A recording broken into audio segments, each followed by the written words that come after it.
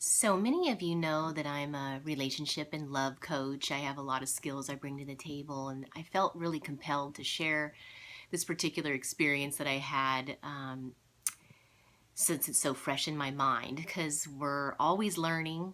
And I found, one thing I prayed about is that God show me my blind spots and show me where I'm being codependent because I'm not really aware of it.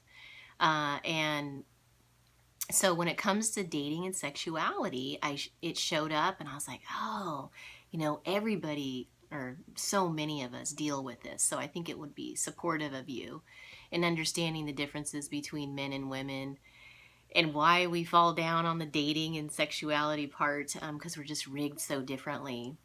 So, I made this intention with this new person that I really wanted to have the sex conversation before engaging in sex when we get to that point. And that sex conversation is, like, this is what turns me on, this is how I'm rigged. It's the STD conversation, my history, what tends to be successful with me. So you're setting each other up for success. And then I also had an intention where I said, I really need to pace because I'm coming out of a kind of a dramatic relationship. I just moved and there's just a lot going on and I need to, just pace. And it didn't happen. I wanted to just say, as a woman, this will be helpful to other women because, I grew up in a Christian environment. I wasn't really prepared to deal with men. I wasn't taught anything about it. I had to kind of learn the hard way. Um, and I also didn't have an affectionate family. So, it sets me up even more to be probably a little more needy in that department. Many of you relate.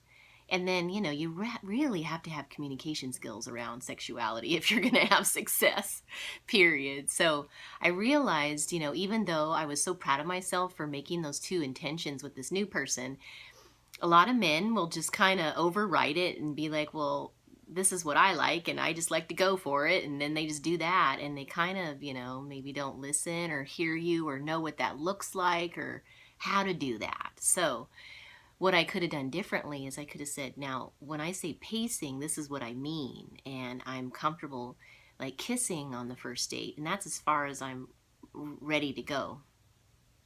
Otherwise, it's going to be too overwhelming and too fast, and I just can't keep up with it emotionally. And that's a good lesson for men because you guys are like race cars, and women are like slow cookers. We are like flowers that blossom in their own time. And if you've ever tried to make a flower blossom before it's time, you bruise the petals, you damage it. A lot of times the petals fall off. It just becomes a mess. Try it sometime. And with a flower. And, there's a certain rhythm that women have where a lot of it has to do with safety. And so, how much do we trust this partner? How safe do we feel with this partner in order to open up to them? Because there's nothing worse than going too far with someone and then finding out stuff about them and then feeling like an idiot because I didn't take more time to really check them out.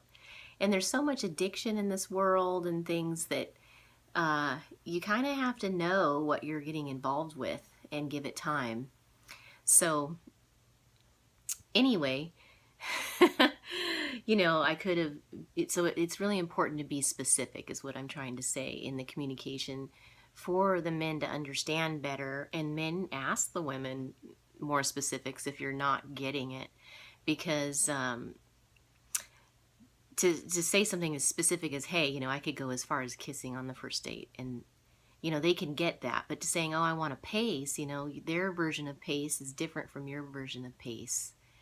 So I also realized that I want to get a lot better at addressing being in that awkward moment where I have to say, whoa, slow down. This is definitely going too fast for me.